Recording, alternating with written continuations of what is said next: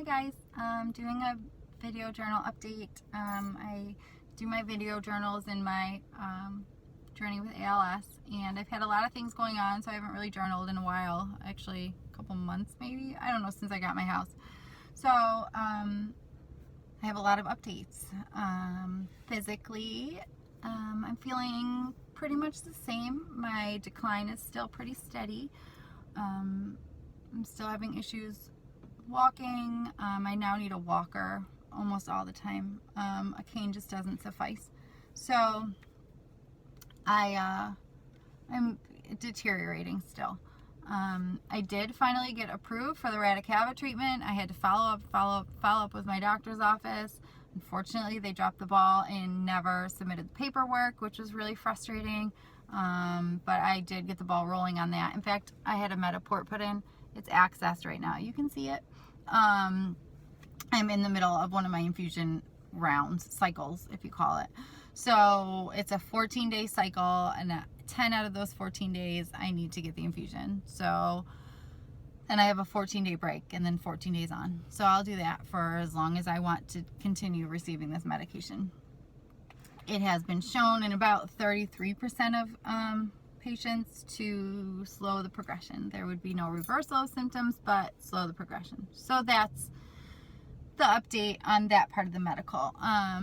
In the meantime, I also got the chance to go see a doctor in Albany who is an integrative medicine specialist, I think is his title. Anyways, he is sort of the theory that this might have started off bacterial in nature, and we are going to attempt to treat it from that standpoint.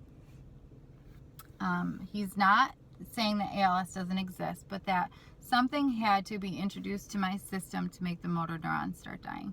My dog has Lyme disease. We've ran a couple Lyme tests on me that have come back negative, but he's sending my blood out for further testing with regards to that, and also mentioned that ticks carry a lot of bacteria besides Lyme that can have severe neurological effects.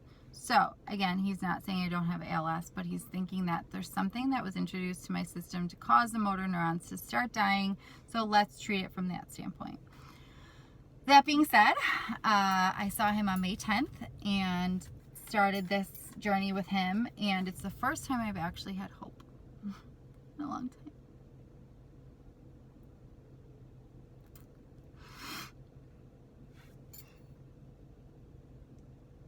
It's been really hard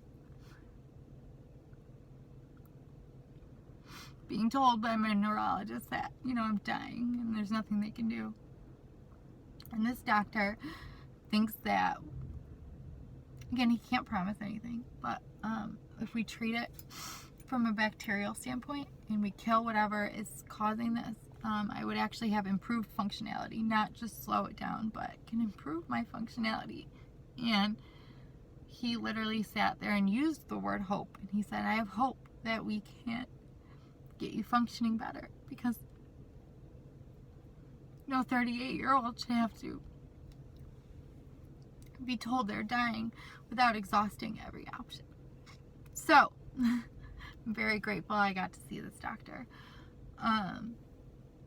Then came the decision to start treatment, and he thought it would be in my best interest to start the treatment immediately.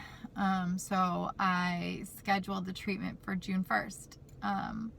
But there's been a lot of details behind scheduling that were difficult.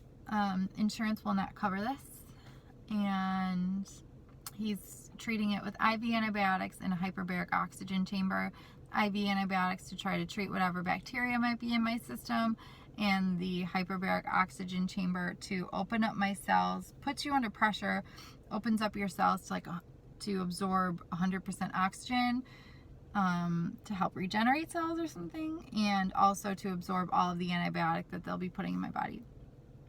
So I had my tribe rally around me, and in 3 weeks they have helped, not even in 2 weeks, they have helped me raise the money to get the treatment and help raise money to offset my costs of living, because I live 5 hours away from Albany, and I am blown away by the amount of support I've gotten. And I say this in probably every single journal update, but people have rallied around me that I've never even met and helped raise funds, share my story.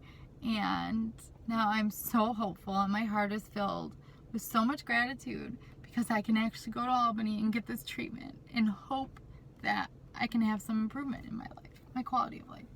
I'm cautiously optimistic. Obviously, I know it's not a miracle cure. I'm not going to walk out of there doing cartwheels, but he's hoping that within 2 weeks I would see improved functionality. So again, I finally have hope. I mean, it's the little spark of hope that I really needed right now because I was feeling a little defeated. So yeah, that's my update. In correlation with my experience in Albany and my YouTube videos, there is a person I connected with via social media who also was diagnosed with ALS, but already had a Lyme positive test, and their doctor sort of dismissed it, and I directed them to this doctor in Albany, and they went this week. They drove from Boston and went to this doctor and had the same very hopeful experience. I'm not quite sure what their treatment or protocol will be like, but they're very grateful that I was able to direct them to this doctor.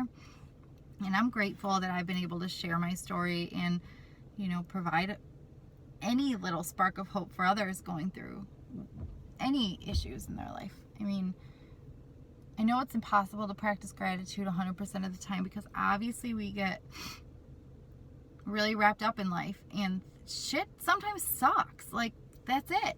It's not why me, it's why not me, and how am I going to deal with it? So, again, I've learned to try to look at life from that perspective. Like, I don't have to do anything. I get to do so much, and I have this amazing opportunity right now because I have a tribe of people behind me who have, again, rallied behind me and helped me get to this point where I can get this treatment. And for that, I'm grateful. I will do more journal updates through this journey in Albany. I plan on journaling probably once a week just to share what the experience is like and how I'm feeling. And hopefully, I don't know, I have hope that maybe things can improve and I can walk better again, or at least slow this down. So that's my update. I just wanted to share. It's a lengthy update, but I will be updating hopefully weekly coming up here. I leave for Albany tomorrow, and I'll keep everyone updated on my progress. So thanks again for everyone who has helped, who has donated, who has shared my story and reached out in support. I love you guys, and I'm grateful that you're in this journey with me. Thanks.